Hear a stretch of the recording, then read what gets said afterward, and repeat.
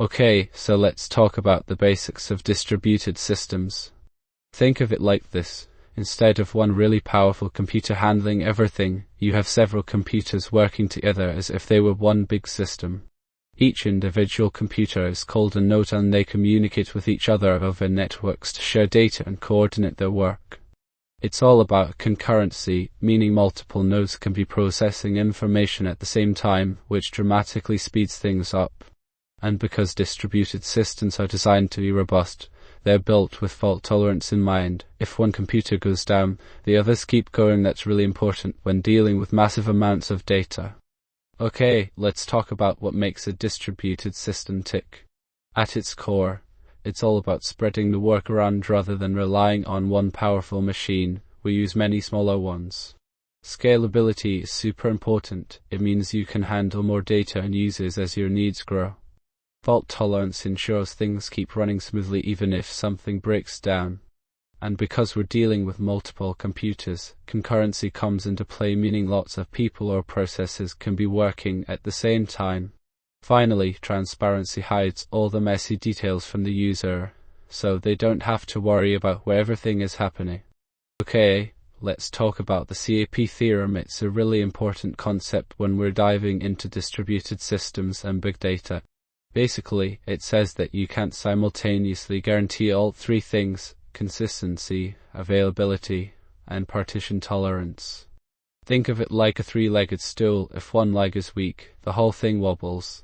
Consistency means everyone sees the same information at the same time, like your bank balance always showing the correct amount.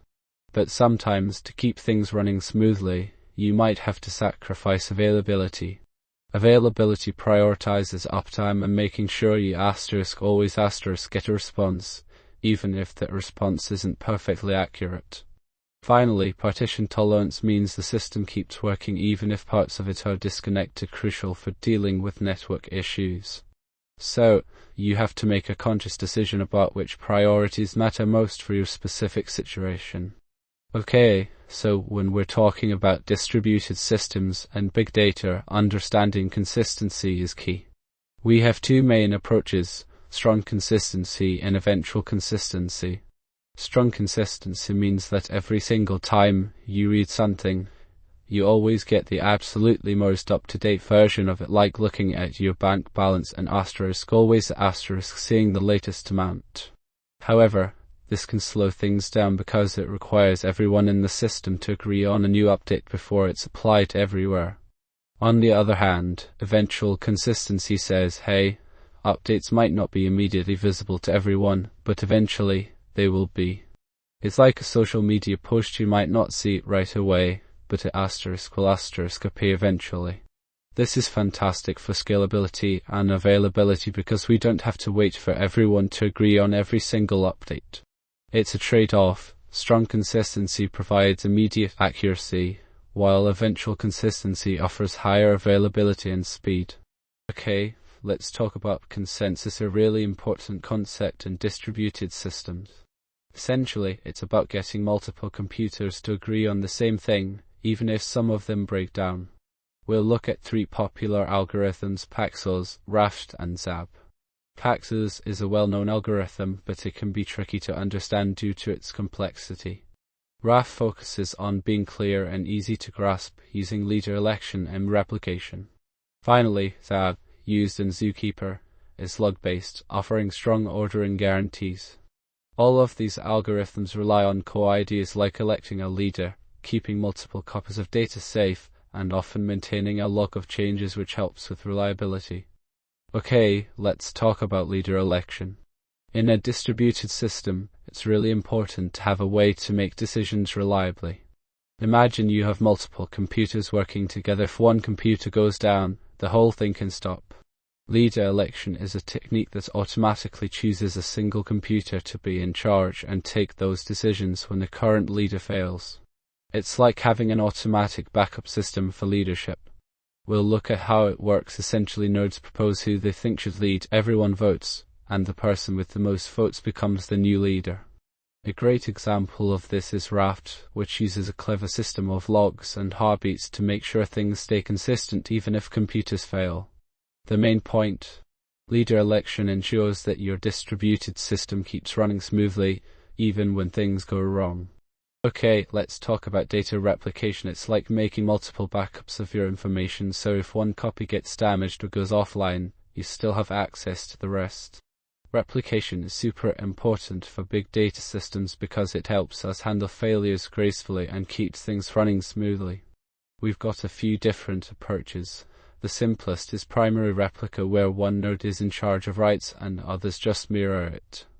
Then there's multi-primary, where several nodes can handle writes simultaneously, which is great for speed but more complicated to manage. Finally, quorum replication ensures that both reads and writes need agreement from a certain number of replicas. This balances consistency with availability. Okay, so when we're dealing with massive amounts of data in a distributed system, it can become overwhelming for one single computer. That's where partitioning comes in. Basically, we break the data down into smaller pieces, like chapters in a book. Sharding takes this even further by using a hashing function to intelligently assign those partitions to different nodes across our network. It's like giving each chapter to the right librarian based on its subject. The code example I've shown just illustrates a simple way to do that, using the user ID as the key and calculating which node gets to hold the data for the specific user. Okay, so when we talk about scaling systems that handle big data, there are two main approaches: vertical and horizontal. Vertical scaling is like upgrading your computer. You add more RAM, a faster processor, or a bigger hard drive to the same machine.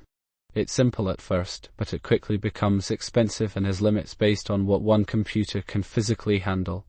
Plus, if that single server goes down, everything stops working. Now, horizontal scaling is different. It's about adding more computers to work together as a team. This makes the system much more scalable and resilient because if one computer fails, others just pick up the slack. It's generally more cost-effective in the long run, but it can be trickier to set up initially. Okay, let's talk about load balancing. It's a really important concept when we're building systems that can handle huge amounts of data and user traffic. Essentially, it's all about spreading the work around so that no single server gets overloaded. We have two main types: static, where requests always go to the same server in sequence, and dynamic, which is smart. It looks at how busy each server is and routes requests to the least busy one. There are different algorithms we can use, like round robin, where requests just cycle through servers, or least connections, which sends requests to the server with the fewest active users. And then there's weighted round robin. If some of our servers are more powerful than others, we can give them a bigger slice of the pie. Okay, let's talk about distributed file systems. They are absolutely essential when we're dealing with big data. Essentially, instead of having all your data crammed onto one computer, you spread it out across a network of machines. HDFS is probably the most familiar name in this space, being the core of the Hadoop ecosystem and great for processing large amounts of information at once. Ceph is super versatile, handling different ways to access data like blocks, files, and objects, making it really good for things that change frequently or are used in cloud environments. And GlusterFS. It's designed to be relatively easy to set up and use while still delivering decent performance. Let's talk about how we store all this massive data. Distributed data stores are key to big data processing, and we've got three really important players: Cassandra, HBase, and DynamoDB. Cassandra is built for speed and resilience. It can handle a huge number of writes quickly and keeps going even if some nodes fail. Think of it as perfect for things like sensor networks or tracking changes over time. Then there's HBase, which lives on top of Hadoop and is really good at giving you fast access to large amounts of data when you need it, especially with tools like MapReduce or Spark. Finally, DynamoDB is a fully managed service from AWS. It just works. It automatically scales up as your needs grow, making it super convenient for web apps and mobile backends. Okay, let's talk about partitioning. Think of it like dividing a huge pile of documents into smaller folders so you can process them more efficiently. In distributed systems handling big data, we need to break down our datasets to make processing faster and easier. One really important technique is partitioning, dividing your data into smaller chunks. First, we have hash partitioning. We use a mathematical function to assign each piece of data to a specific folder based on its content. It's great for spreading things out evenly. Next up is range partitioning, which divides the data based on ranges, like assigning customers to folders by their ID numbers. This is really helpful if you frequently need to query data in a sorted order. Finally, we have list partitioning, where data is divided according to a predetermined list of categories. Choosing the right partitioning strategy is crucial for how well your distributed system performs. Okay, so when we're talking about big data and distributed systems, one really important thing is how we make sure our information isn't lost if something goes wrong, like a server crash. That's where replication comes in. We have different ways to copy our data around. First up, you've got master-slave. Think of it like a teacher and students. The teacher master takes all the new information and copies it to the student slaves. It's easy to set up, but if the teacher goes down, everything stops working.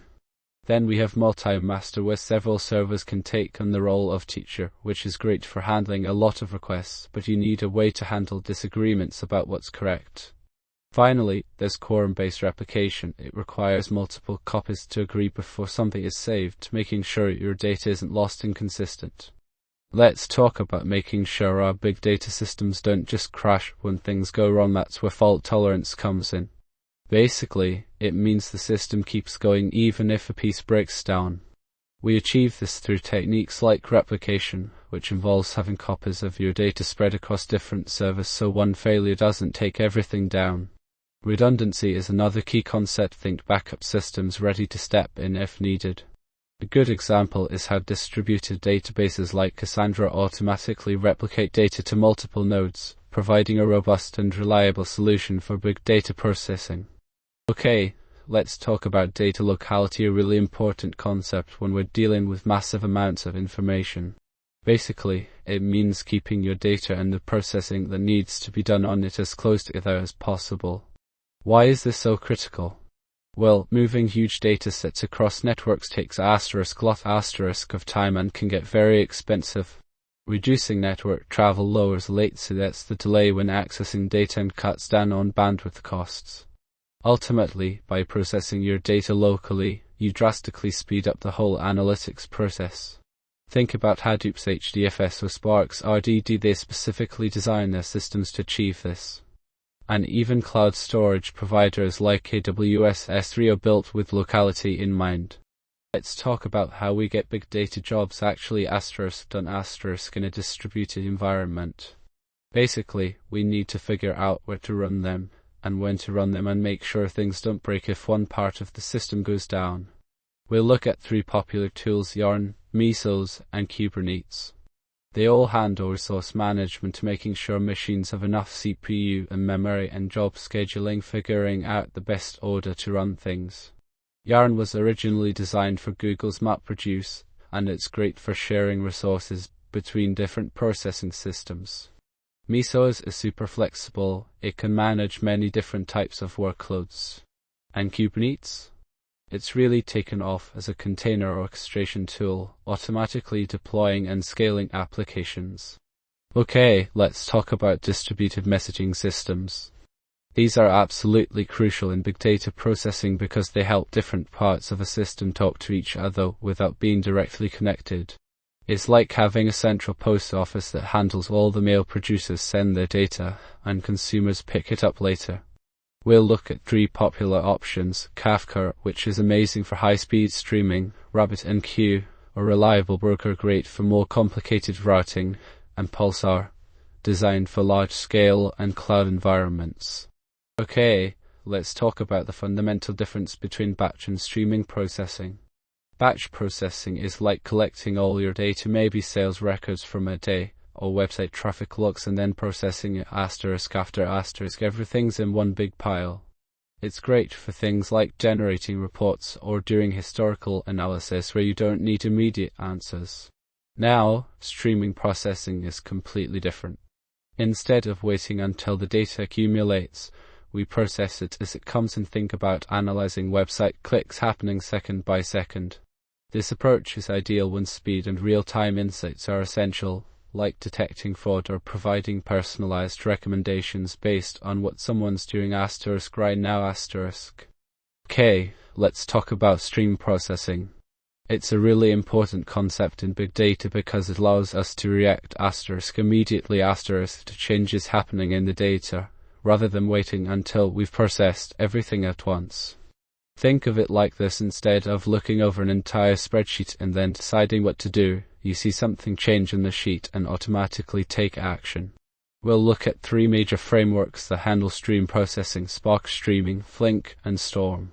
Spark Streaming uses a technique called micro-batching. Essentially, it breaks down continuous data streams into smaller batches for easier processing. Then there's Apache Flink, which takes the approach of truly streaming, meaning it processes events as they arrive, giving you really low latency.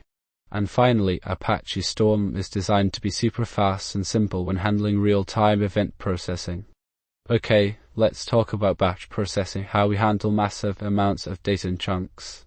First up is Hadoop MapReduce, which was really the first big player in this space. It breaks down complex jobs into smaller pieces called map and reduce, and spreads those pieces out across a cluster of computers. Think of it like sending multiple teams to tackle one giant task.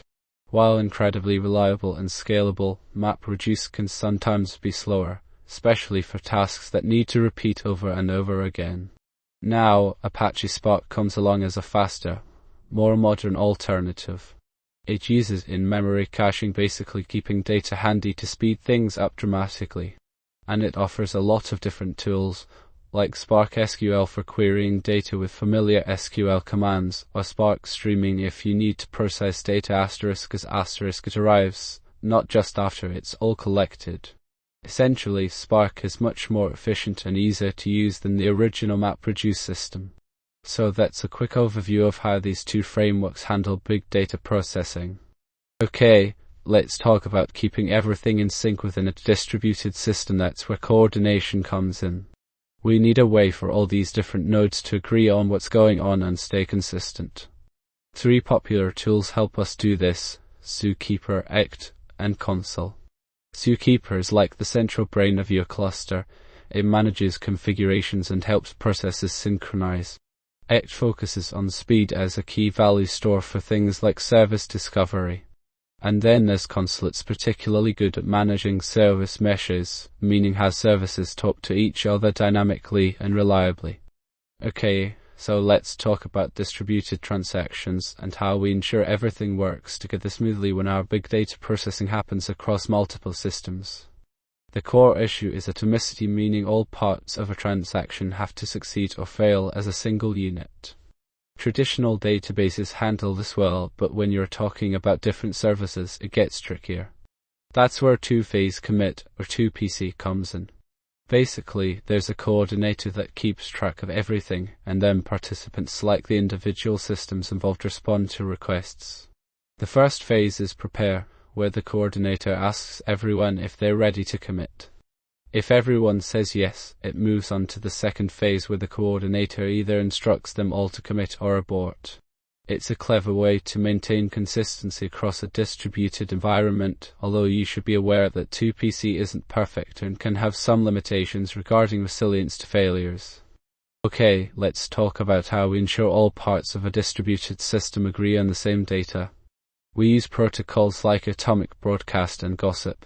Atomic broadcast is like having a super reliable bulletin board. Every single node gets the message at the exact same time, in the exact same order. It's great for critical updates where consistency is key. Then we have gossip protocols. These are much more relaxed. Think of it as a bunch of people casually sharing information with their neighbors. Slowly but surely, that info spreads throughout the whole system. They're robust to failures and easy to set up, which makes them really useful for spreading data quickly. Okay, let's talk about time in distributed systems. It's surprisingly tricky. Imagine a bunch of computers all working together, but each one has its own clock. Over time, these clocks will drift apart, leading to major problems with consistency and data integrity. That's where NTP comes in. NTP is essentially a way for computers to politely ask each other what time is it, and gradually synchronize their clocks using networked time servers. But that's just one piece of the puzzle.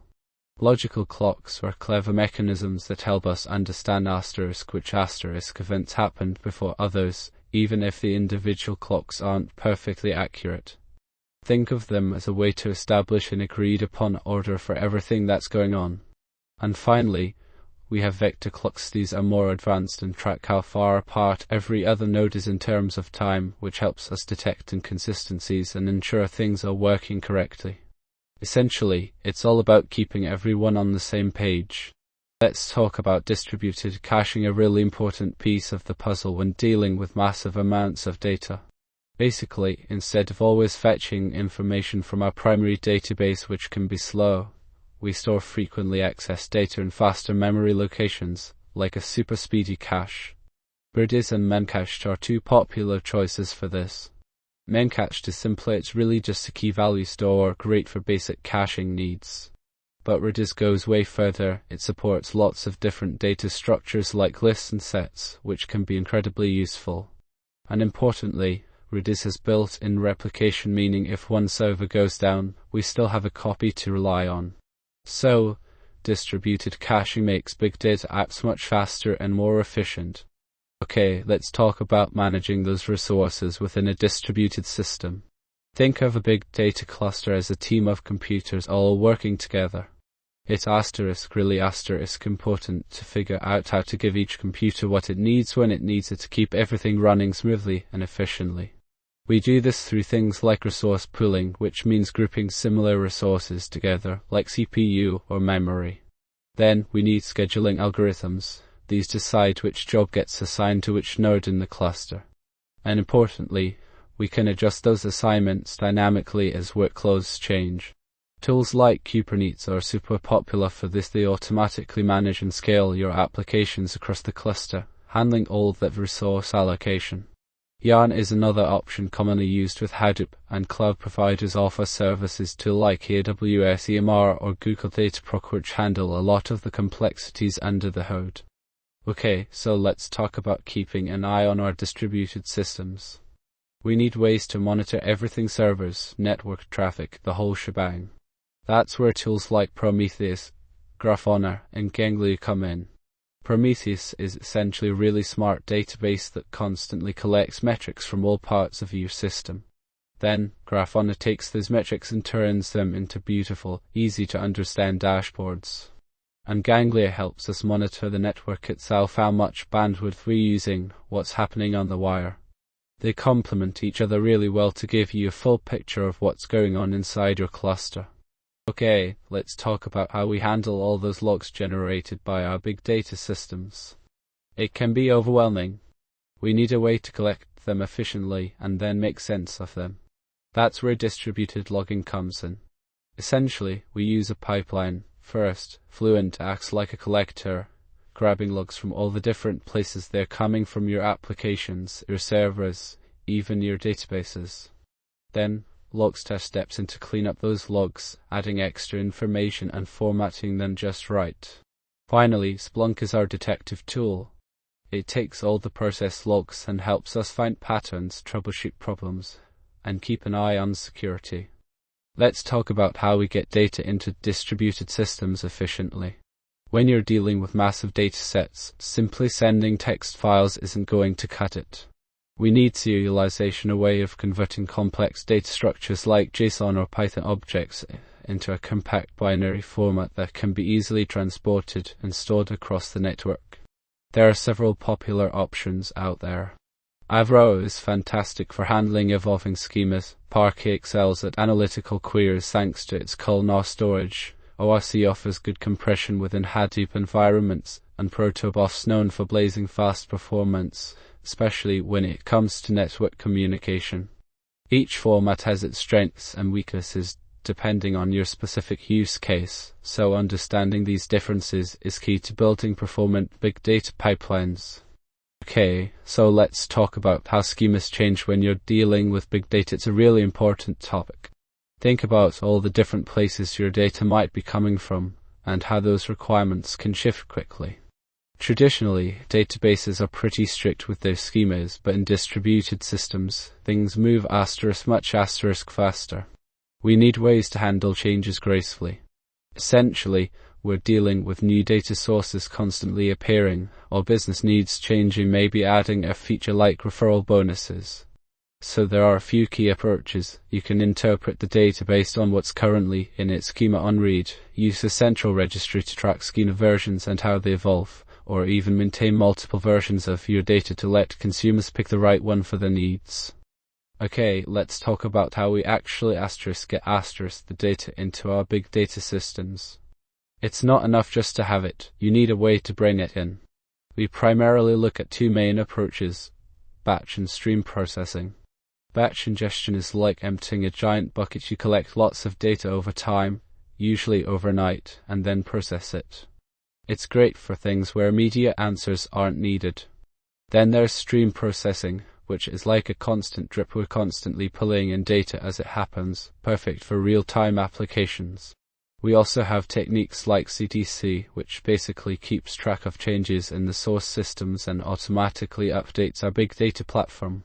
And while older methods like FTP are still used sometimes, they're not ideal for large datasets.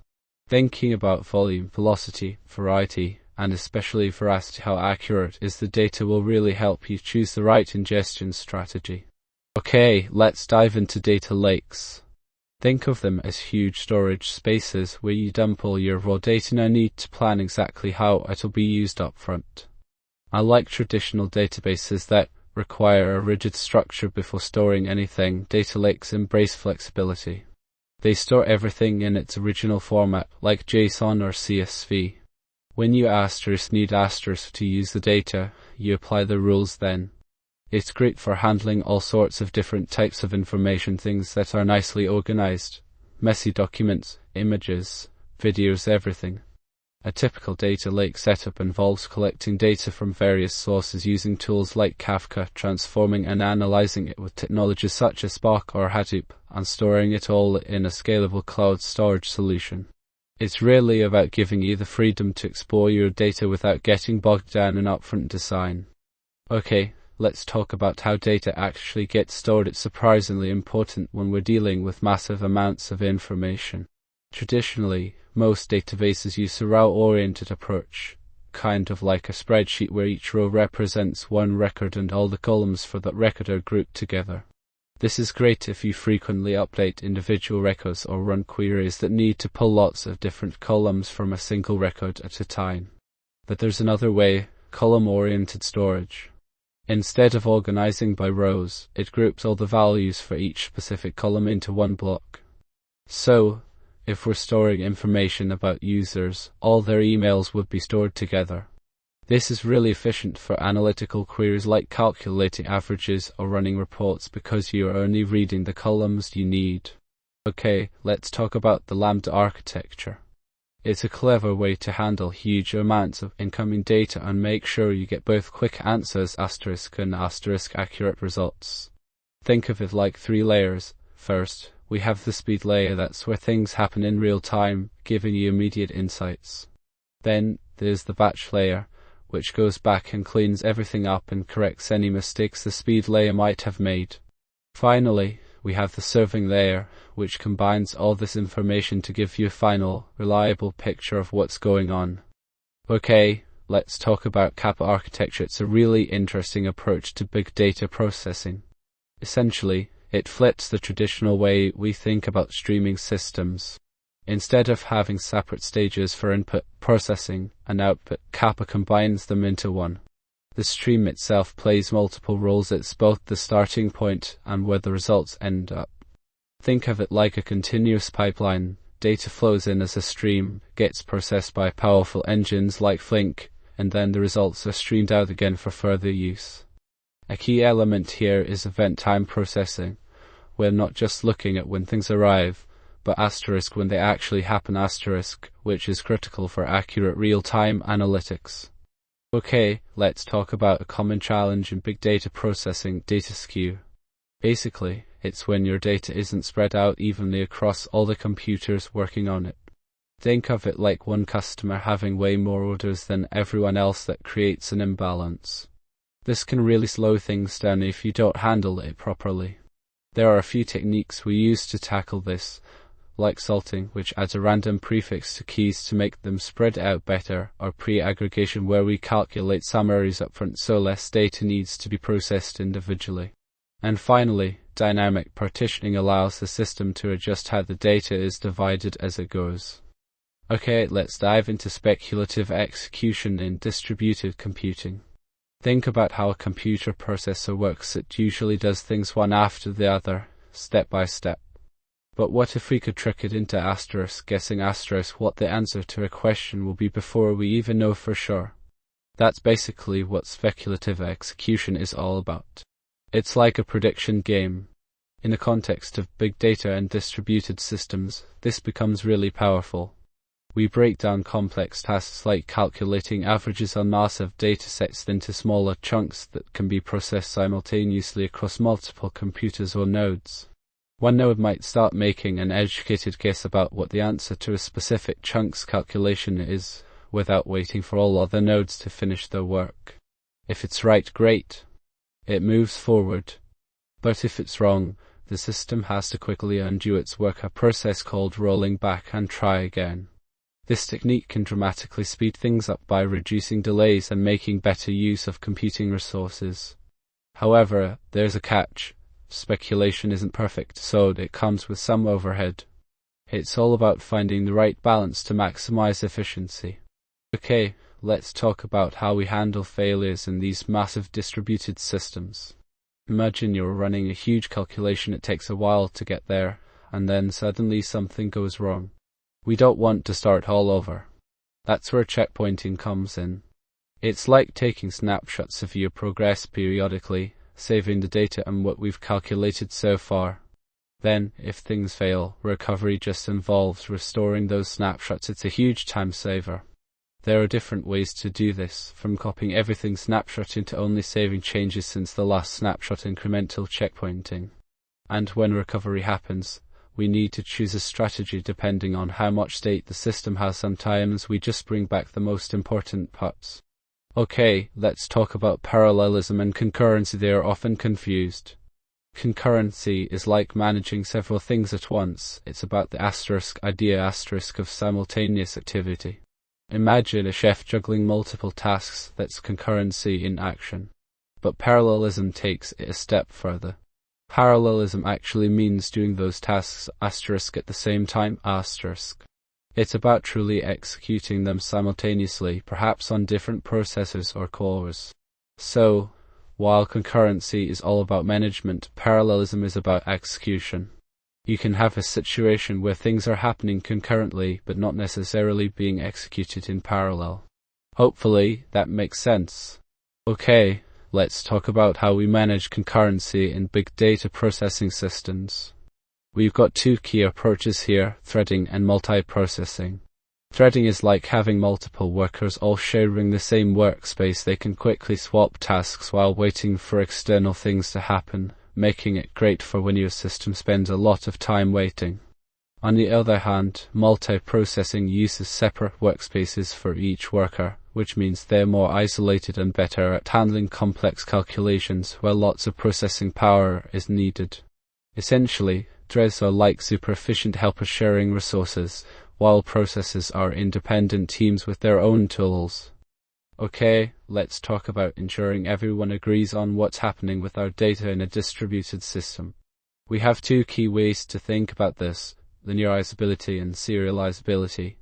Linearizability is like saying that if you're transferring money between accounts, it looks like only one transaction was ever happening. The balances update instantly, as if there wasn't any competition. It's a strong guarantee.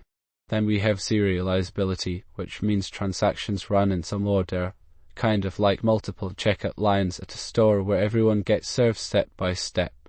While it's not as strict as linearizability, it's generally easier to achieve and provides a really good balance between data accuracy and how quickly things happen.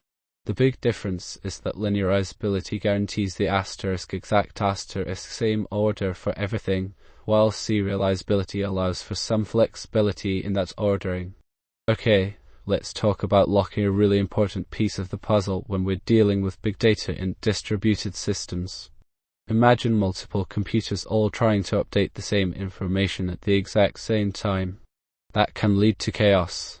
Locking is essentially like putting up a do not disturb sign on shared resources, making sure only one computer gets to change things at a time and preventing those nasty conflicts. We've got a few different approaches: optimistic locking, where we check for changes beforehand; pessimistic locking, which grabs a lock first; and two-phase locking, which is a stricter way of doing it. And these locking systems themselves often rely on robust algorithms like Raft or Paxos to make sure everything stays consistent even if some computers go offline. Okay, let's talk about network partitions. They're a really important thing to understand when dealing with distributed systems and big data. Basically, a network partition is like a break in the communication between different parts of your system. Think of it as a road closure. Some parts can still get around, but others are stuck. We use strategies like replication, keeping copies of our data in multiple places so that if one part goes down, we don't lose everything. Then there's quorum consensus, which ensures agreement between nodes even when they're separated. And finally, failover mechanisms to automatically switch things over when problems occur. The best approach depends on how important it is for us to always have perfectly consistent data versus just making sure the system keeps working. Okay, let's talk about keeping our distributed systems secure. When you're dealing with lots of different machines working together, which is pretty much always the case in big data, security needs to be a top priority. It's not just one thing, it's three main layers. Authentication, that's all about proving who someone is. Think of it like logging into your email or phone. Then there's authorization, which decides what they can actually do with the system. And finally, encryption. This is about scrambling data so nobody can read it if they get their hands on it, whether it's being sent over a network or sitting stored on a server. Let's talk about securing your big data environment, specifically with Kerberos. Think of it like a digital passport system for your Hadoop and Spark clusters. The KDC is the central authority verifying who you are. It then issues Kerberos tickets, kind of like temporary passes that are encrypted and contain all the necessary details. When you want to access something, like a data warehouse or a processing job, you present this ticket. The service checks it against the KDC and confirms your identity. This whole process, mutual authentication, is incredibly valuable because both sides know they are dealing with who they think they are. It's all about creating a secure and trustworthy environment for your big data operations. Okay, let's talk about how metadata plays a crucial role in keeping our distributed systems organized. Think of it as a detailed index for all the information we're working with, not just what data exists, but how it's structured, where it's stored, and even its history. Metadata services are essentially catalogs that describe datasets across different nodes within the system. They help us quickly find what we need, track how data has been transformed, and ensure everything is accurate and reliable. Let's talk about how we can keep our big data systems rock solid. When you're dealing with a lot of information spread across many computers, it's really important to make sure everything stays consistent and reliable. One way to do that is by using something called immutable data patterns. Basically, instead of changing existing records, we create brand new versions of the data each time we need to update something. Think of it like a log, you're always adding to it, never erasing what's already there. This avoids all sorts of headaches with concurrent updates and makes debugging much easier. We see this in things like Kafka, where records are just added sequentially, or MongoDB, which keeps track of how data changes over time. These patterns help us build more scalable and resilient systems. Okay, let's talk about data compaction. Basically, when we're dealing with massive amounts of data spread across many machines, that's what we call a distributed system. Sometimes the data gets scattered around a lot. It's like having a bunch of notes all over your desk instead of in an organized binder. Data compaction is all about bringing those scattered pieces together, consolidating them into fewer, denser records. Why do we do this? Well, it's really helpful for reducing storage costs because you're not wasting space on redundant information. It also makes queries run faster, and writing to the system becomes more efficient overall. It's a vital step in managing big data effectively. Okay, so let's talk about how the cloud has really shifted things when it comes to distributed systems. We're moving away from big, complicated applications and embracing something called microservices, basically splitting apps into smaller, independent pieces. Then, we use containers like Docker to make sure those pieces run consistently everywhere. And Kubernetes is our orchestrator. It handles all the deployment and scaling for us automatically.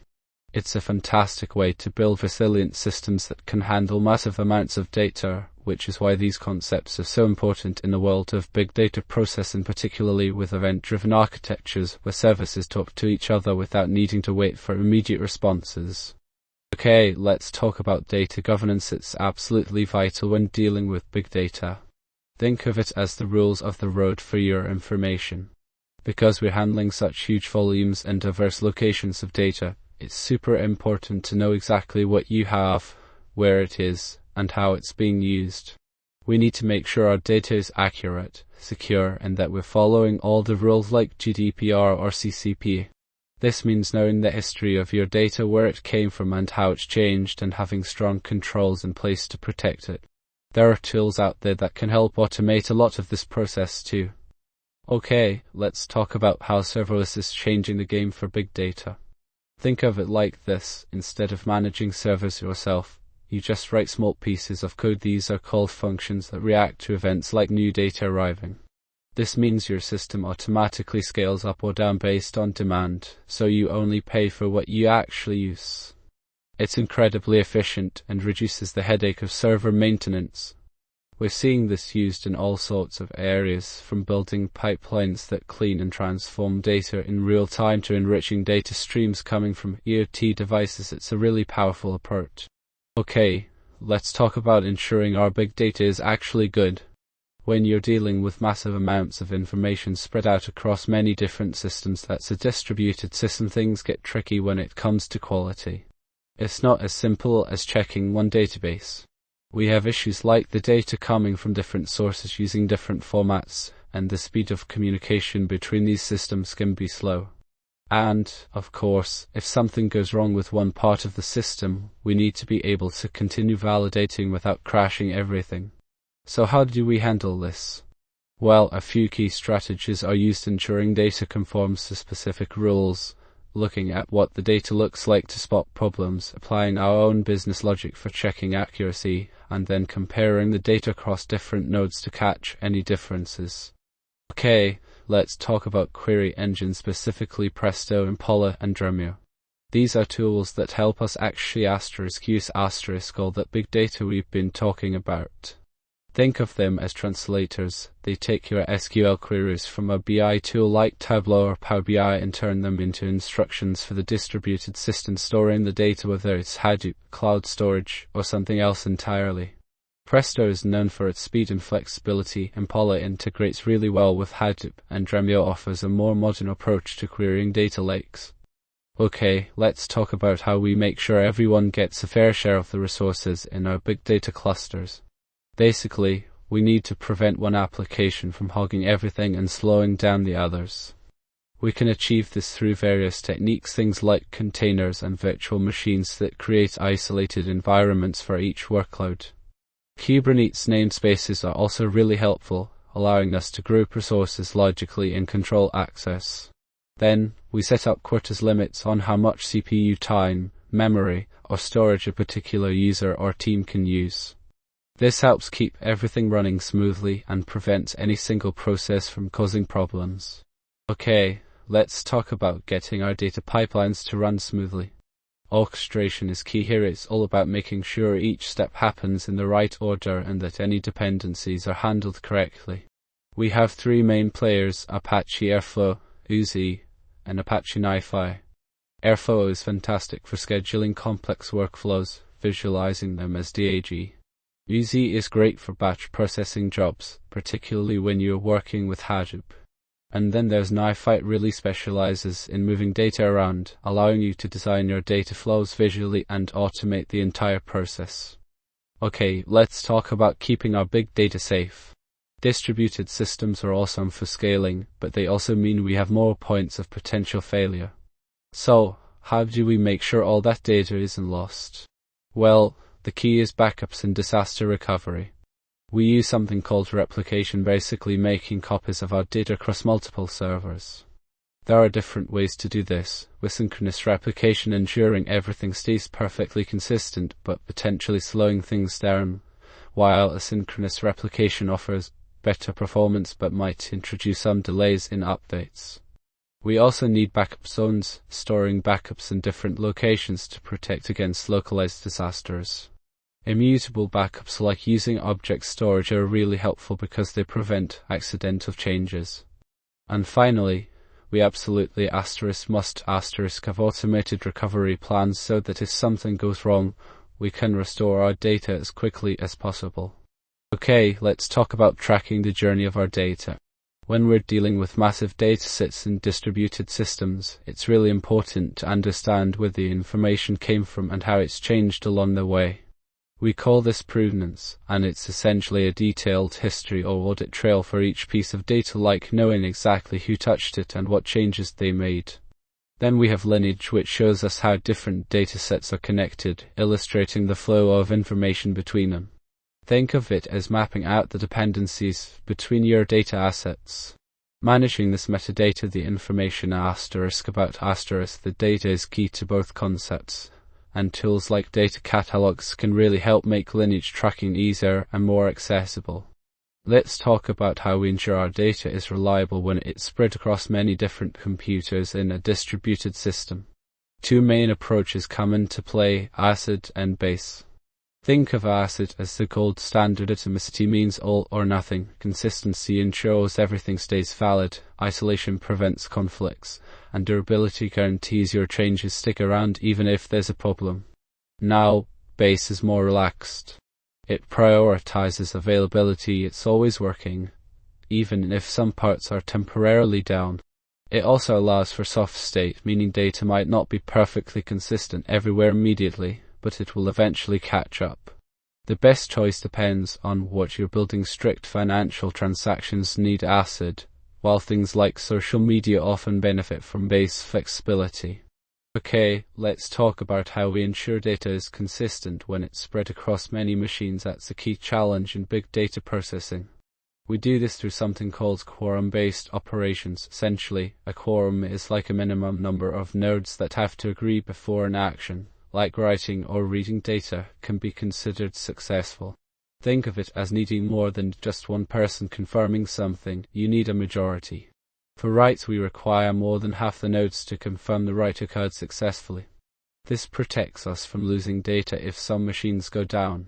And when reading, we only need a smaller portion, like a third or 2/3 of the nodes, to agree on the value. This ensures we're seeing the most up-to-date version of the information. Formula for calculating the quorum is pretty simple. It's half the total number of nodes plus 1. It's all about finding the sweet spot between making sure our data is consistent and still being available when we need it. Okay, let's dive into distributed indexing and search, specifically looking at Elasticsearch and Solr. These are powerful tools for managing massive amounts of data and making it searchable really fast. Essentially, they break down your index into smaller pieces called shards, which are spread across multiple computers so you don't have to manage everything on one server. Replication is key here too. Make sure that if one shard goes down, you still have a copy available. They both use a standard way of talking to them, using HTTP requests. Think of it like sending questions and getting answers back. Elasticsearch is generally considered easier to get started with, especially for things like analyzing logs. Solr is often chosen when you need really specific or complex search features. Okay, let's talk about how we make these big data systems grow. That's what scaling is all about. Basically, when a system starts getting overwhelmed by huge amounts of information or tons of users, we need to add more power. There are two main ways to do this. You can simply beef up one computer, vertical scaling, which eventually hits a limit with how much hardware you can put in it. Or, the better approach is to spread things out across multiple computers, horizontal scaling. This involves techniques like dividing your data into smaller pieces and distributing them, making copies of important information for backup and speed, and then using clever methods to ensure requests are evenly handled among all those machines. That's load balancing. Okay, let's talk about back pressure and streaming systems. Imagine a river. If you pump water into it faster than it can flow out, you get a build-up, right? That's essentially what happens when data is generated faster than it can be processed. Back pressure means the system slows down because it's overwhelmed. This can lead to lost data or unstable performance. We have several ways to deal with this, things like buffering, which temporarily holds extra data, rate limiting, which controls how much data comes in, circuit breakers that stop requests when a component is struggling, and flow control mechanisms like token buckets that signal how much the consumer can handle. It's a really important concept for building reliable big data systems. Okay, let's talk about rate limiting and throttling in distributed systems.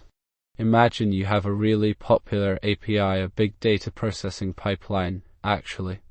Without some controls, you'll quickly hit a wall with overloaded servers and slower response times for everyone. Rate limiting is like setting a hard cap. You can only make 100 requests per minute. It's pretty straightforward. Throttling, on the other hand, is more intelligent. It adapts to how busy things are. If the system's overwhelmed, it slows down incoming requests.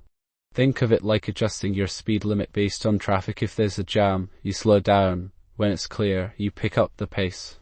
We use a few different strategies for this. The token bucket and leaky bucket are popular approaches, as well as sliding window counters, which can be really effective.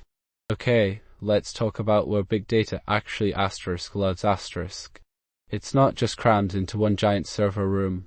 We're increasingly seeing systems that spread out across multiple data centers, often in different geographic regions. Why do we do this? Well, it all boils down to making things faster and more reliable. Imagine trying to load a website from a server halfway around the world. Slow, right? Distributing data closer to users dramatically improves speed. And if one region has an outage, another can pick up the slack, ensuring your services keep running smoothly. Plus, it's smart economics. Different regions have different infrastructure costs. Let's talk about how we keep our big data safe and accessible, even when things go wrong. Cross-data center replication is a brilliant strategy. Think of it as having a backup copy of your data spread out across different cities or regions. It starts with copying the initial data from your main location to another site. Then updates are sent over there, not instantly, but after a small delay. This means you don't slow down your primary system. When someone wants to read the data, they can go to either the original source or one of those backup copies, which makes things much faster for people in different locations. And if your main location goes down, boom, the other site takes over seamlessly. There are a few things we need to think about there. What level of accuracy do you require? How fast can you get updates across the network? And of course, there's the cost involved in running multiple data centers. Okay, let's talk about write-ahead logging, or WAL. Think of it as the system's memory before it writes to its permanent storage. It's basically a log that keeps track of every asterisk attempt to write data. When you try to do something like updating a record in our big data set, the first thing that happens is it gets recorded in this log. Then and only then does the change actually make its way to the main storage area like HDFS. If a problem pops up before those changes are fully applied, we can use this log to rewind and rebuild everything. It's a super important part of how these systems stay reliable and handle failures gracefully. Let's talk about handling massive graphs. When dealing with huge networks of relationships, traditional databases like Neo4j can hit a wall. That's where distributed graph processing comes in. We'll be looking at three key players: Apache Giraffe, which is built on Hadoop and really focuses on performance; Neo4j, the well-known native graph database that's great for many applications; and GraphX, part of the Spark ecosystem, a fantastic choice if you're already using Spark for other big data tasks. Each one approaches this challenge in a slightly different way, so it's important to understand their strengths and how they fit into your project. Okay, let's talk about metadata. It's absolutely essential for working with big data in distributed systems. Imagine you have a huge warehouse of information spread across many different locations. Without a good inventory system, finding what you need would be nearly impossible. Metadata is essentially that inventory. It's the data about data. It tells us where our datasets are stored, how they're structured, and even how they were created, giving us confidence in their quality and reliability. We use things like schema registers to keep track of data formats and data catalogs to create a single point of access for all our information. And lineage tracking helps us understand the entire journey of our data. Okay, let's talk about how different clusters are set up. First, we have the master-slave model. Think of one boss node that tells everyone else what to do, and they just follow along. It's simple but has a weakness. If that boss goes down, everything stops. Then there's the masterless approach, where every node is equal and works together without a central manager. That's really scalable, but it gets complicated because you need ways for everyone to agree on things. Finally, we have leader-follower, similar to master-slave, but with backups. If the main leader has problems, another node steps in automatically. It's a good balance between reliability and scalability. Okay, let's talk about hotspots and data skew, common problems you'll encounter when working with big data in a distributed environment. Basically, if your system isn't designed carefully, some servers will end up doing almost all the work, while others sit idle. This is called a hotspot. It happens because data isn't evenly spread out across the cluster. Data skew makes this even worse. It means certain keys or values are much more common than others, and these hotspots become really intense. Think of an application where one user creates almost all the content. That's a classic example of skewed data. To combat this, we use techniques like consistent hashing, which aims to keep the mapping between data and servers relatively stable even as things change in our cluster. Salting adds random prefixes to keys to make them less predictable and spread out. And finally, different partitioning strategies, range hash or keybase, can help distribute the load more effectively. Let's talk about streaming joins. They're a really important part of how we work with big data in distributed systems. Basically, instead of waiting for all the data to arrive before joining tables, these systems handle joins as data is constantly coming in. They use things like shared streams in Windows to make this happen efficiently.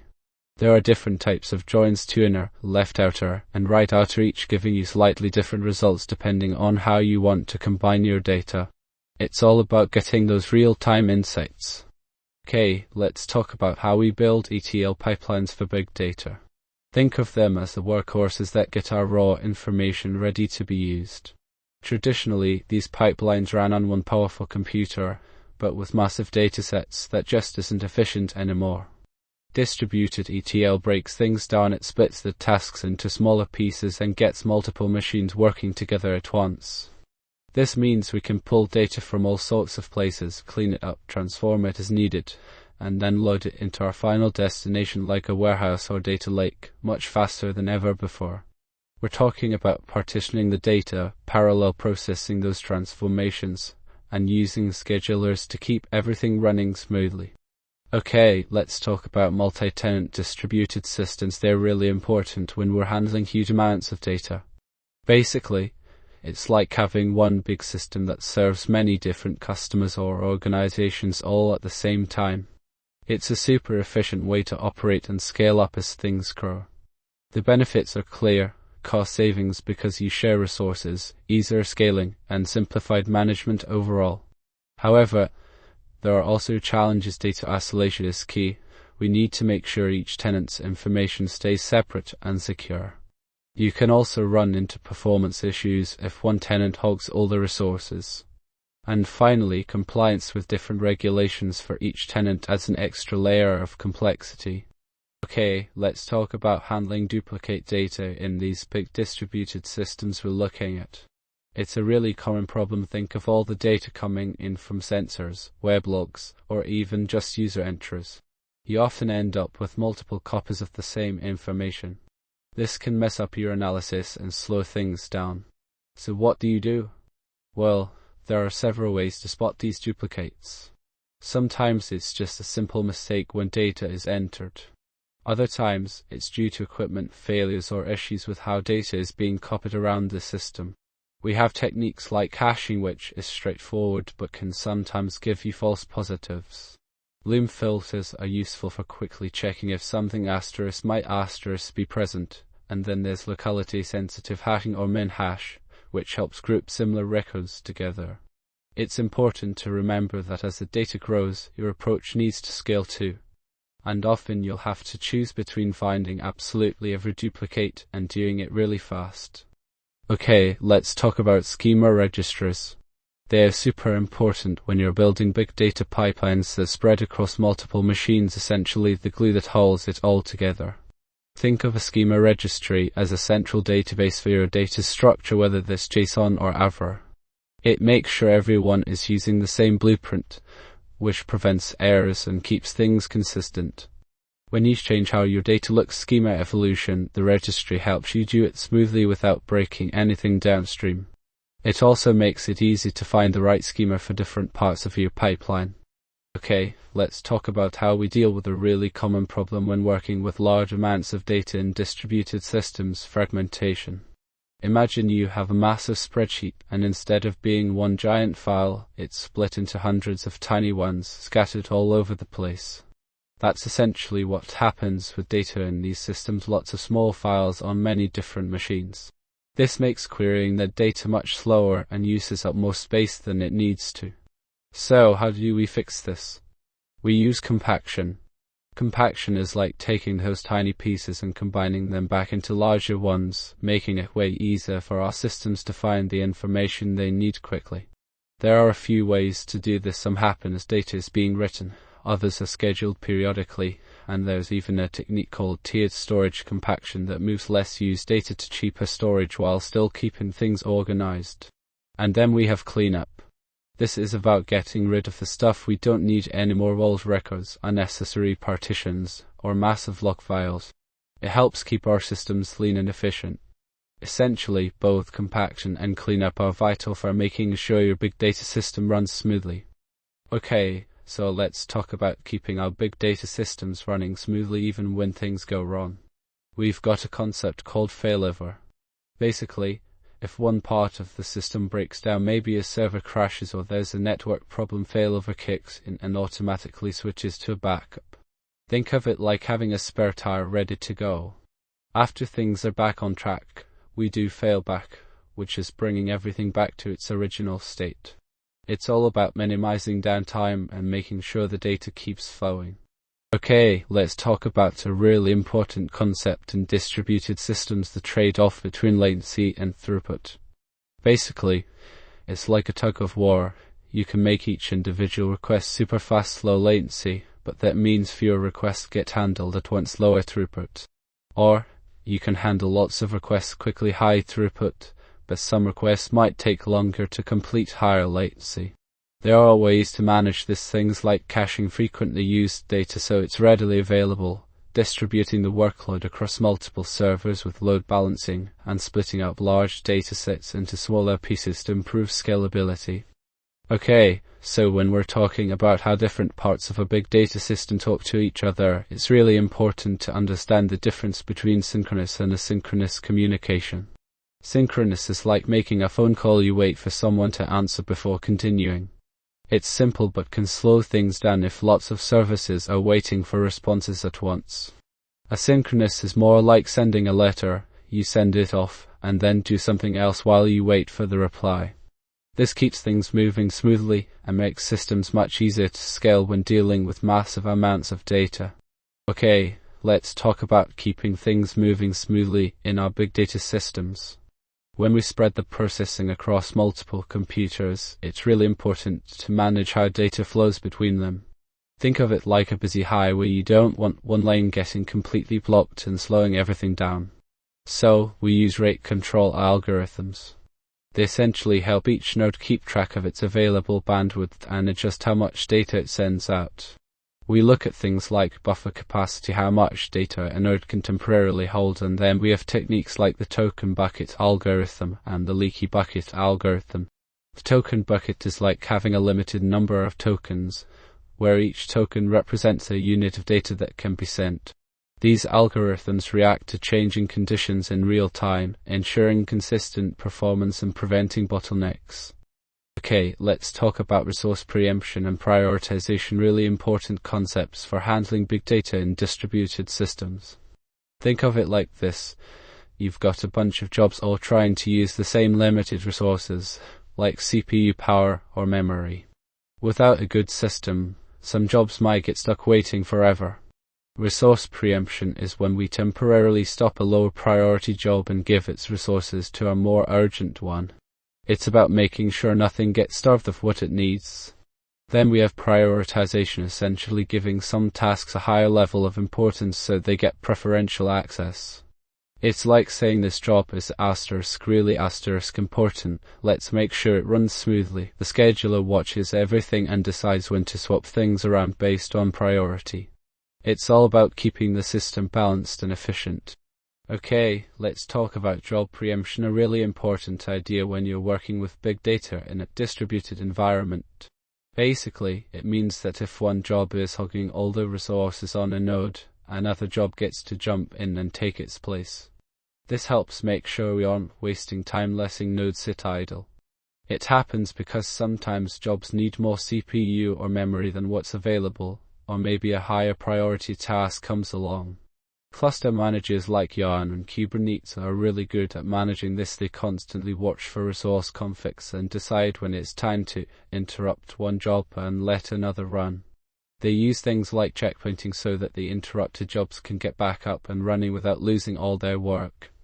Let's talk about how we figure out if one of the computers in our big data system has stopped working. It's really important because if a computer goes down, it can affect everything else. One way is to have each computer send out little heartbeat messages regularly, like saying "I'm still here." If a computer stops sending those messages, we know something's wrong. Then there are more complex systems like Raft and Paxos that make sure everyone agrees on which computers are online and what the latest information is. Log-based replication looks at logs to see if data is being updated properly, and checksums help us detect corruption or failures in the data itself. It's a balancing act. We want to be sure about failures, but we don't want to react too quickly to false alarms. Okay, let's talk about heartbeats in distributed clusters. Imagine a team working together on a big project. They need to regularly check in with each other to make sure everyone is still present and doing okay. Heartbeats are essentially that check-in process for computers.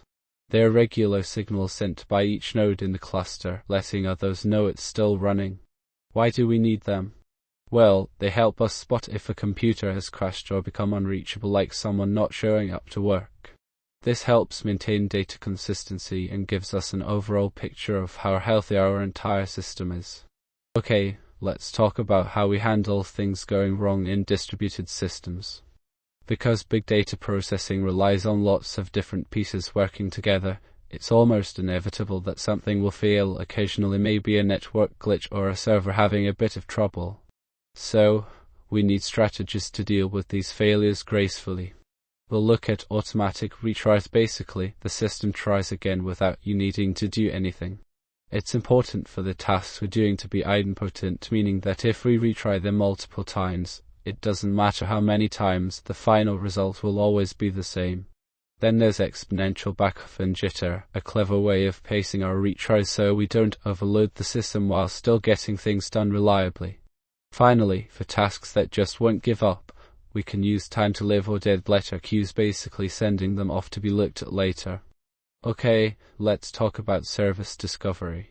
Imagine you're building an application that needs to communicate with different services, maybe one for processing data, another for storing it, and yet another for displaying the results.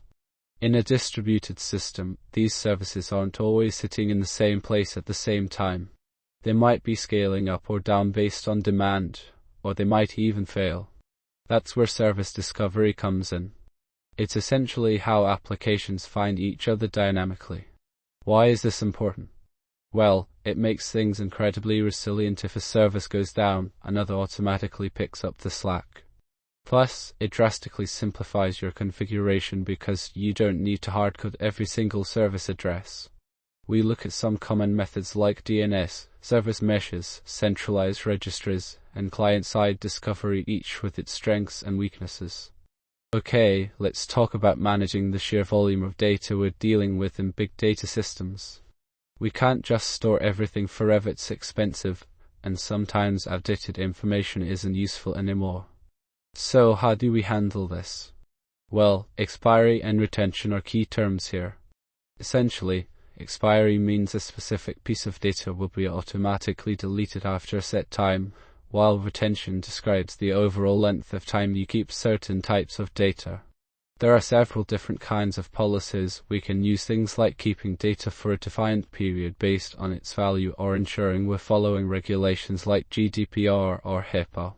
Finally, setting up automated monitoring is really important to make sure these rules are actually being followed and that we get alerted if anything goes wrong. Let's talk about how we bring big data processing together with massive storage. As the amount of data we deal with grows exponentially, traditional databases just can't keep up. That's where cloud object stores like Amazon S3, Azure Blob Storage, and Google Cloud Storage come in. They provide a highly scalable, durable, and often cost-effective way to store all that information. Think of them as giant online warehouses perfect for holding the massive datasets we work with in big data processing. These services are designed to be integrated really smoothly with distributed systems like Hadoop and Spark, allowing us to process data in pieces across many computers without needing a central database. Okay, let's talk about metadata services. Think of them as the librarian for your big data. They keep track of all the details about your data so you can easily find it and understand what it is. We've been using Hive Metastore a lot in Hadoop environments, which essentially acts as a central catalog, storing information like table schemas. But AWS offers its own solution, Glue Data Catalog. It's a fully managed service that automatically discovers and catalogs data from sources like S3 and Redshift.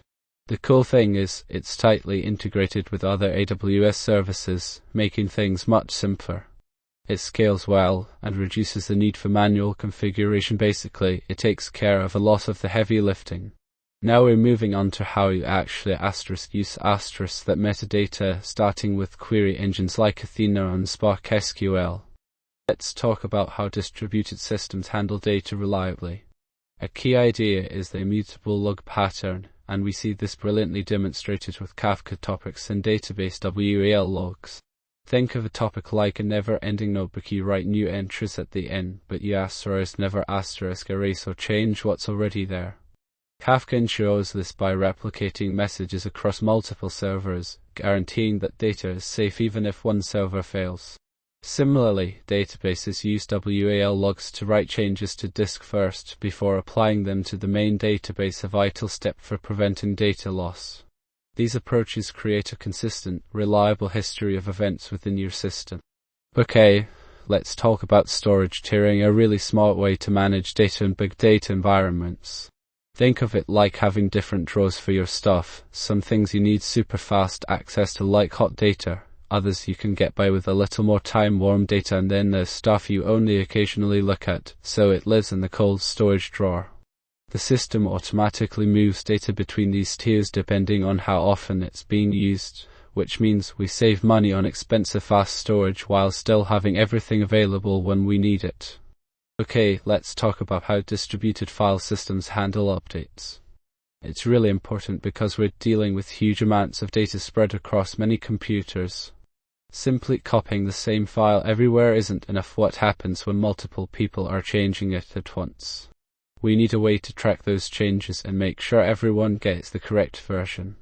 There are different techniques, like using timestamps or sequence numbers to keep track of each modification. Some systems even have built-in conflict detection and resolution strategies to merge updates intelligently. HDFS uses a combination of these methods to ensure data integrity. Okay, let's talk about joins in big data.